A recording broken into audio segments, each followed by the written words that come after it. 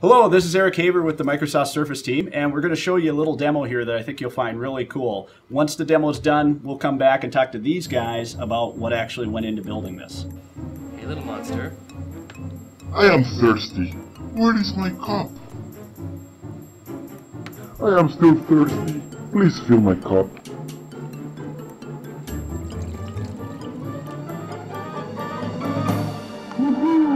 Thank you very much. I will keep an eye on my drink.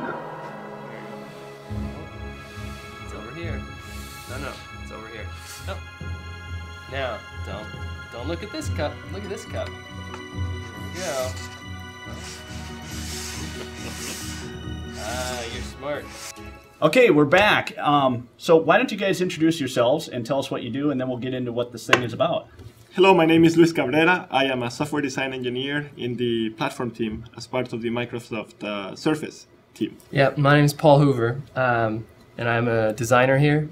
Do UX design, and work on the applications right now for Surface. Let's talk a little bit more about then how this kind of came together. You guys were getting ready for PDC. So we wanted to show how there are unique capabilities to Surface. Mm-hmm. And Paul had this monster that will reflect the image, that will take it out of the surface and into something. Right. So about a year ago, I was doing some explorations on physical object interaction on Surface, and got an idea that maybe I could take some of the display and project it up into a physical object. So I thought the funniest little thing I could do is make a little character like this,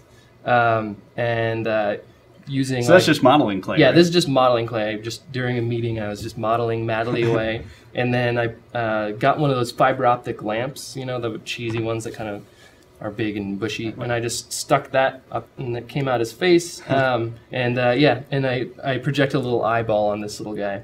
So now you know what our designers do in meetings, by the way. So basically, then a couple weeks ago, I took this a little model that we bought to the modeling shop in the entertainment and devices division, and they did basically the same thing. Right here is a clear tag, infrared tag that has infrared ink on it, but it's basically clear to the visible eye, or to the naked eye. Right here is the fiber optic area. You can see my fingers going across his face here, as well as, you know, the reverse. So it'll take whatever image is right here, whether it's my hand or my shirt, and it'll just take that and project it up onto the eye. The beauty of this little guy, though, is that because you can project anything around him and on him, you can make a very generic toy, then or any object.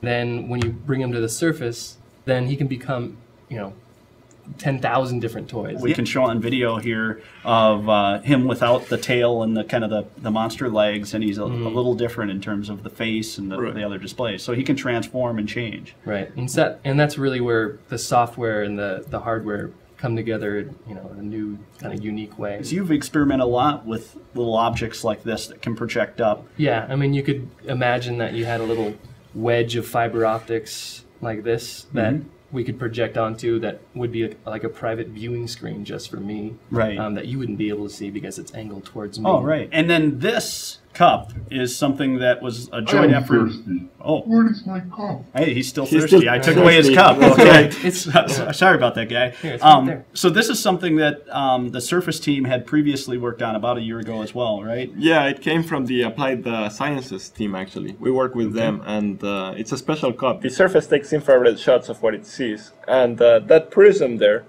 reflects infrared light. But it only reflects infrared light when there is no water in the cup.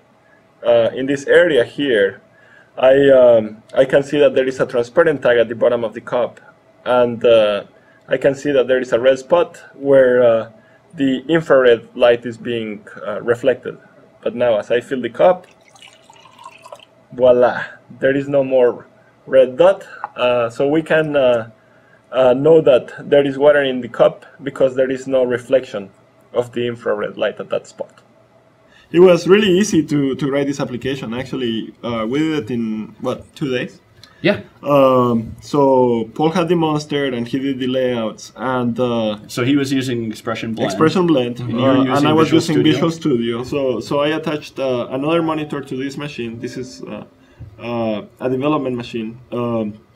And I just wrote my code and deployed it directly to the. So when you hit execute, it executes It right on executed Surface. right here, yeah. Okay, I right. actually had Expression Blend open, and I had the guy in my workspace, and I was designing all that visualizations around and actually inside the eye.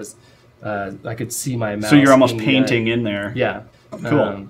So that was a great experience. Now, as far as people want to experiment and do things like this themselves, we've got the SDK available now for the general public, right? Yes, which is really yes. cool. As of PDC, everyone can access the Microsoft Surface SDK on MSDN. Okay, so now that's the Workstation Edition, just to clarify. And so the difference with the Workstation Edition is it would execute on a monitor on the simulator. Simulator, right? that's right. Okay.